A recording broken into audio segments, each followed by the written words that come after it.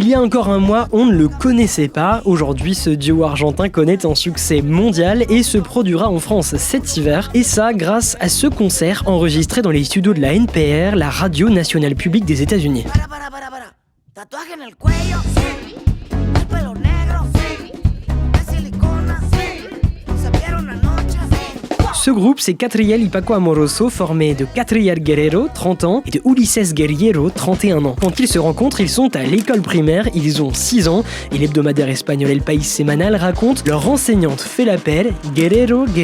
L'enchaînement de leurs deux noms de famille fait rire toute la classe, c'est le début de leur amitié. Catriel apprend la guitare, Ulises le violon. En 2011, les deux ados forment leur premier groupe, Astor y las Flores de Marte, un mélange de rock progressif, de funk et de reggae selon El País.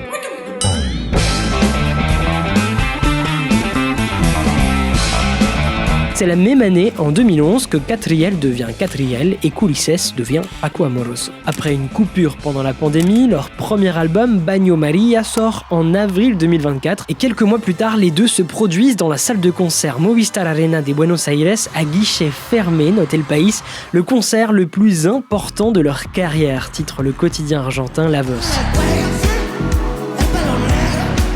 Pour caractériser leur musique, on leur attribue souvent l'étiquette trap ou hip-hop, mais Catriel y Paco Amoroso n'aiment pas trop ça, les étiquettes. Que es difícil de rotular el estilo que hacemos porque nuestra impronta o las cosas que decimos, los chistes que tiramos más que una manera de encasillarla, ¿no? Sonoramente siempre cambiamos, ¿viste? Entonces no tiene género, degenerado. Le média culturel américain Remezcla décrit lui une musique expérimentale qui leur permet d'intégrer leur énergie chaotique et leur humour à leurs morceaux. Début octobre 2024, leur album et notamment le titre El Único devient viral sur les réseaux sociaux grâce à ce concert Tiny Desk enregistré dans les studios de la radio américaine NPR à l'occasion du mois de la musique latine.